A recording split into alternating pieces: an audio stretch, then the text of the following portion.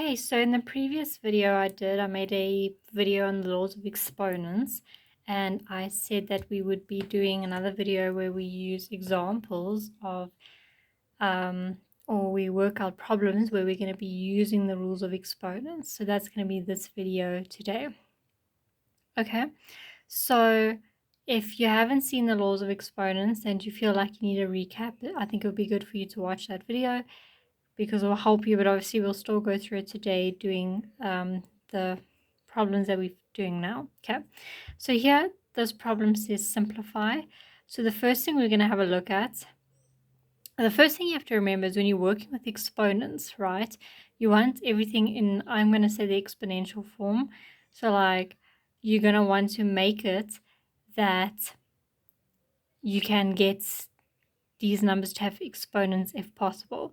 So what I mean by that is, for instance, 10 you can't make into exponents, but you'll say 2 times 5 to the power of 2x, okay? Then you have 3 2x, like that. You have 25, which will become 5 squared in brackets, then x, okay? Then with the 6, you'll have 2 times 3 to the power of 2x minus 1. Okay, so the only thing I put into like an exponent form here is the 5 to the power of 2, okay, the 25. The rest I separated so that you see we kind of have the same bases. So there's a 3 and a 3. We've got a 2 and a 2, and a 5 and a 5.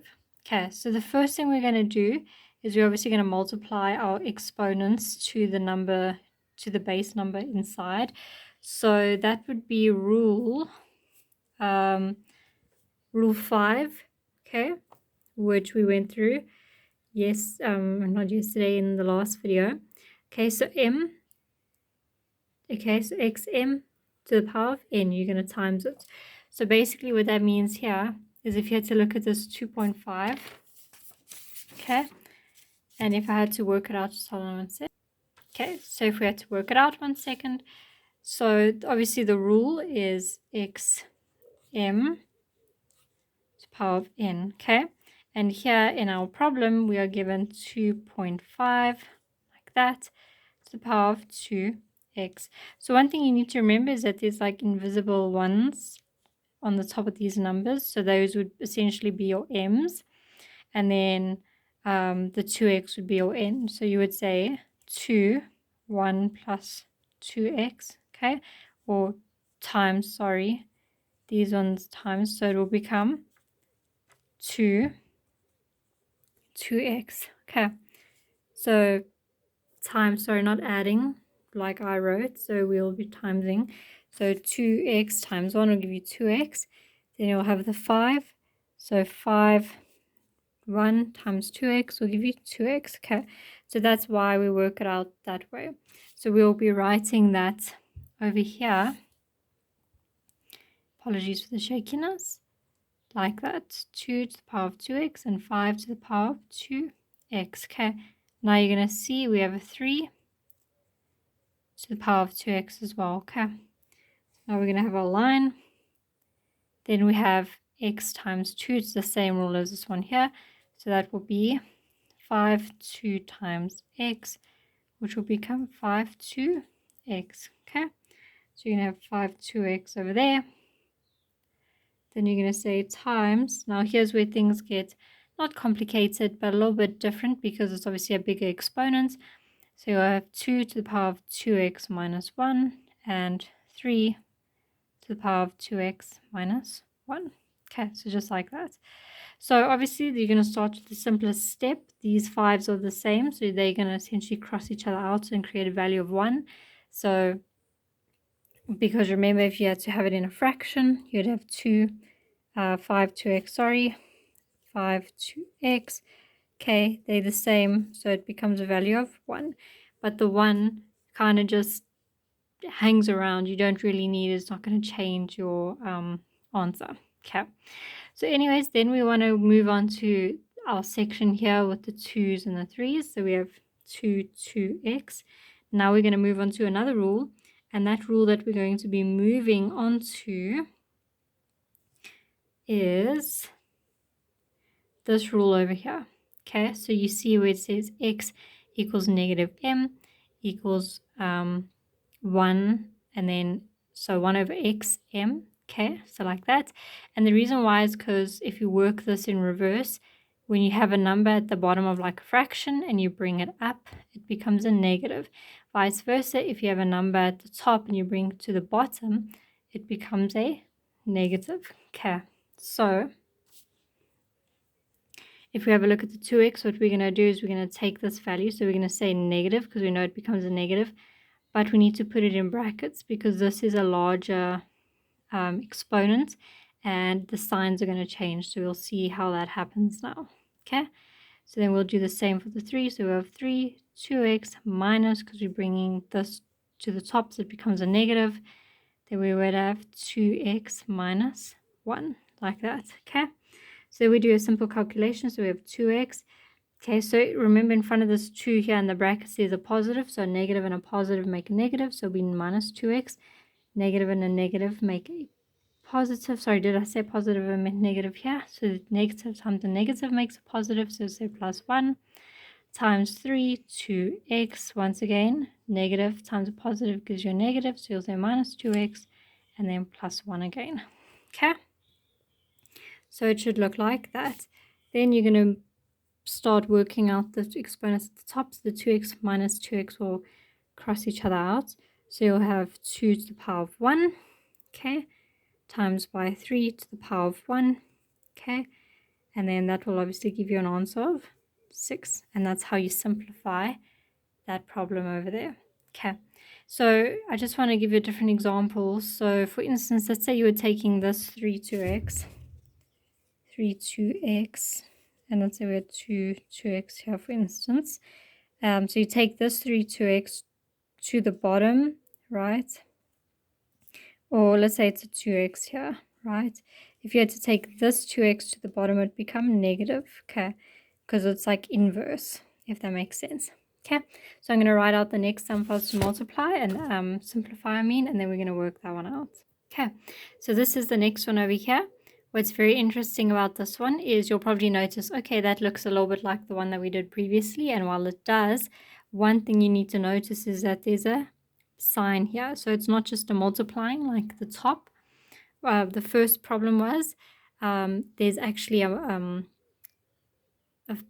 sign here, okay? The right word will come to me now. Okay, so that means that we have to do something first. And that's before we even separate these into, like I said, when you had to make the 25, give it its exponential form, we just need to carry on, or like just start with basic steps, if that makes sense. Okay, so we'll start with the 5, we'll separate that, so it'll be 5 to the power of 1 times by 5 to the power of 2x, because remember if you had to add, because these are being multiplied, so we have 5 power of 1, this is so like not neat, sorry, 5 to x. Okay, there we go, because remember we're multiplying, so that's this one over here.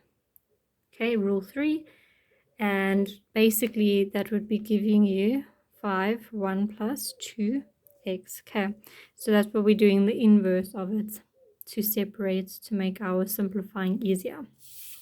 Okay, so these are the little things you obviously need to look out for and like remember that you need to do when working on problems like this. So then we have our 3 and we'll have our 5 to the power of 2x. Okay, so we have our line just like that. Then we're going to say the 25 here. So now we're going to separate the 25. So it'll be 5 to the power of 2. Obviously we're going to put that in brackets, x, and then we'll have 4, so you can make it 2 to the power 2, or you can leave it as 4, it's up to you. Okay, so we're going to take out like the common factor, I think that's the right word, common multiple, common factor, I think, common factor. So that would be 5 to the power of 2x, so we have 5 to the power of 2x, which will leave us with 5 minus 3. Okay, so you see we took these out. I'm going to kind of just cross them out so that you can see it a little bit better, which left us, so that becomes here, or goes there, and then we have these here. So what's nice is obviously because this, when something is next to a bracket like this here, it means you multiply. Okay, so if you had to multiply it, it would give you this again.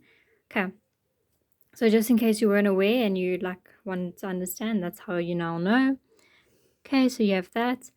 So now if you multiply these exponents, that will give you 5 to x, okay, to the power of 2 over times 2 over 2. Okay, so like that. So now, like we did with the last one, we're going to cross these ones out. That will give us 5 minus 3. And then we'll have obviously our 4. 5 minus 3 obviously gives you 2 over 4. And simplified, we can create a fraction of half. Boom. Okay, so that's how you simplify that one. So the main differences between the first one that we did and the second one is really just this sign in the middle here. Okay, so now we're going to use a different example. So I just want to write that down quickly.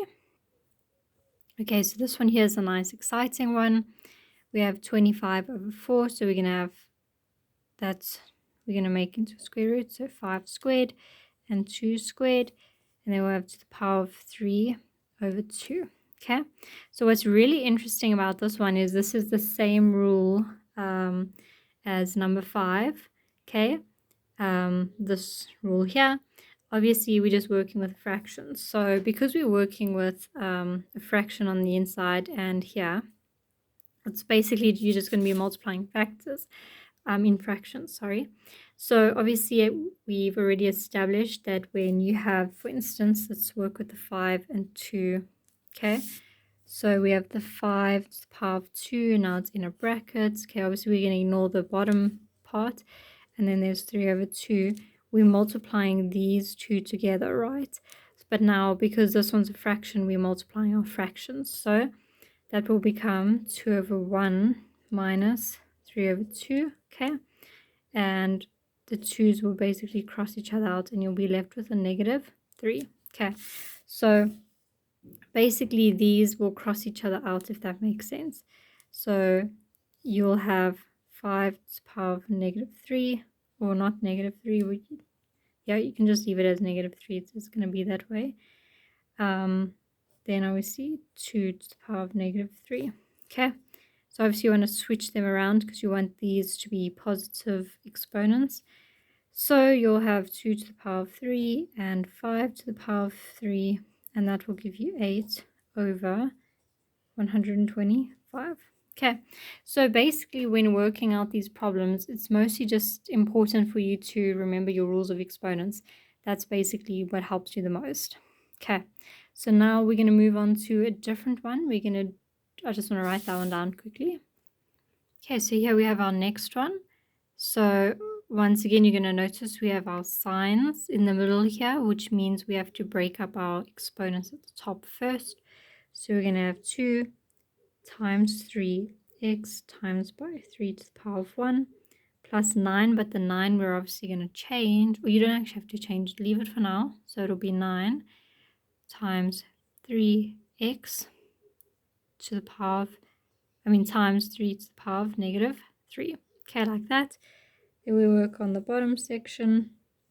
We're essentially going to do the same thing. So we have 4 times 3 to the power of x times 3 to the power of negative 1 minus 81 times 3x times 3 to the power of x times 3 to the power of negative 4. Okay, so again we're going to find our common factor and we're going to pull it out. So that's 3 to the power of x on the top here. So we'll have 3 to the power of x, then we'll have 2 times 3 plus 9 times 3 negative 3 to the power of negative 3. Okay, then we're going to do the bottom part. So we've got to look for our common factor, which is again 3x. So we're going to have 3x.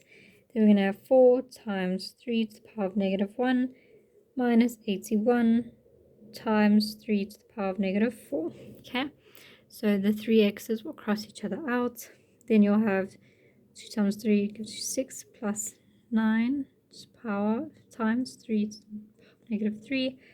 Okay, then you'll have 4 times 3 to the power of negative 1 minus 80 times 3 to the power of negative 4. Okay, so these will basically, the negative ones will basically turn into your fractions. Okay, so I'm just going to use my calculator for this one because I'm sure you are allowed to use a calculator at this point in your exam. It's just important for you to show your initial working out so that obviously the people marking know that you didn't just type it into your calculator and get the answer. So I'm going to just type that into my calculator.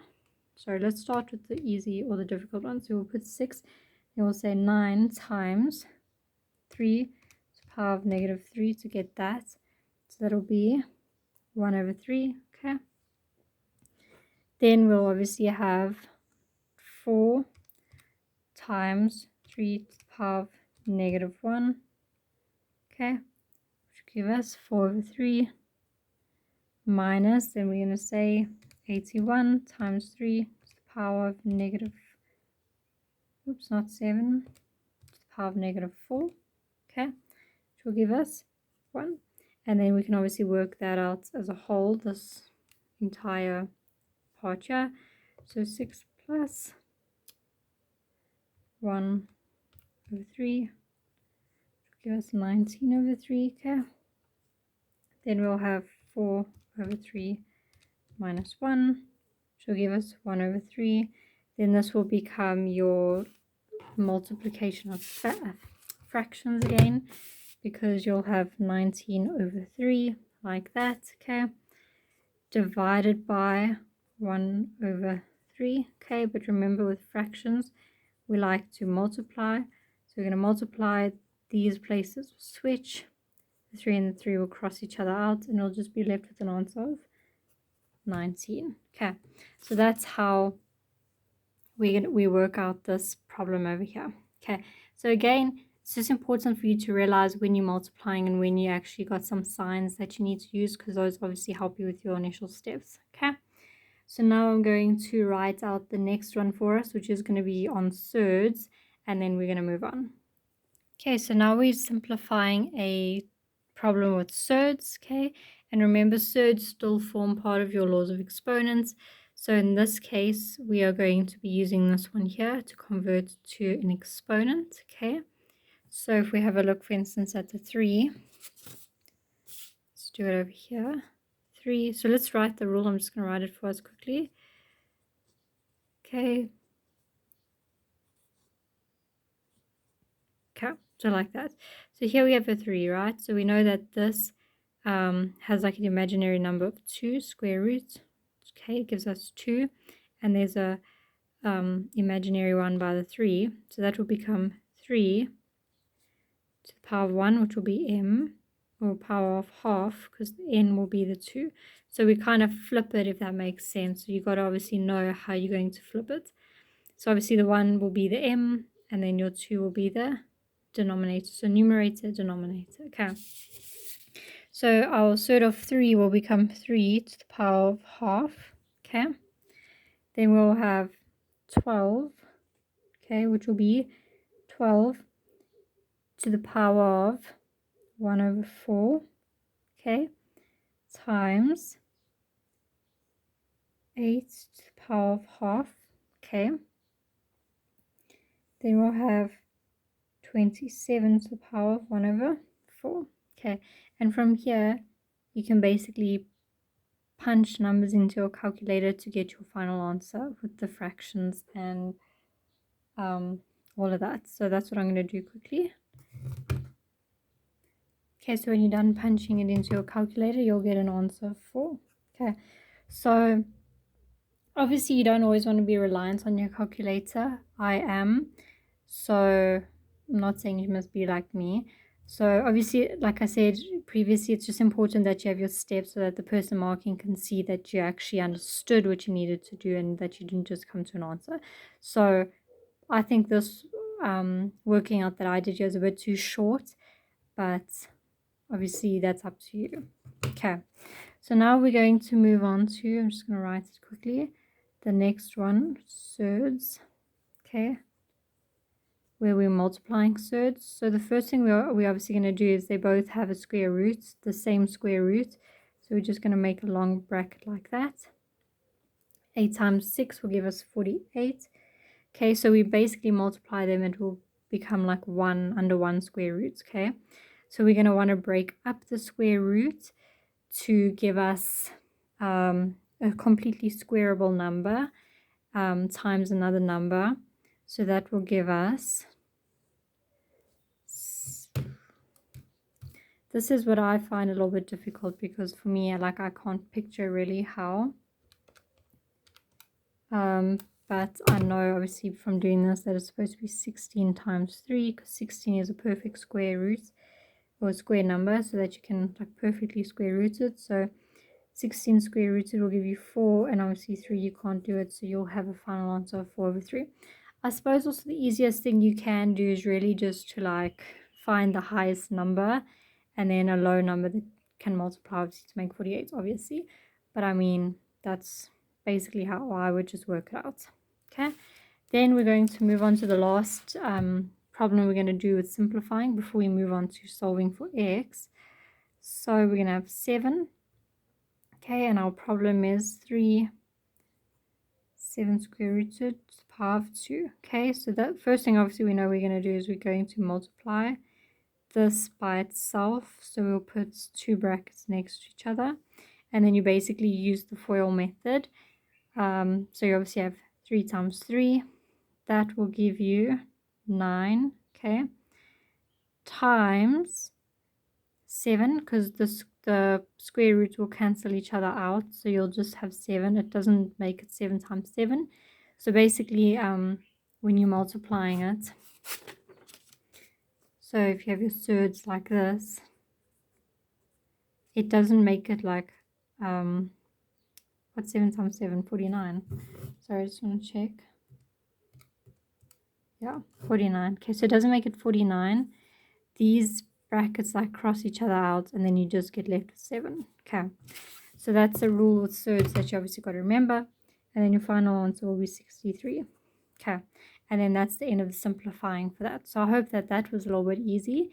And then I'm just going to write out the sum for us solving for x, and we're going to work out or learn how to solve for x. Okay, so for the first one, you're solving for x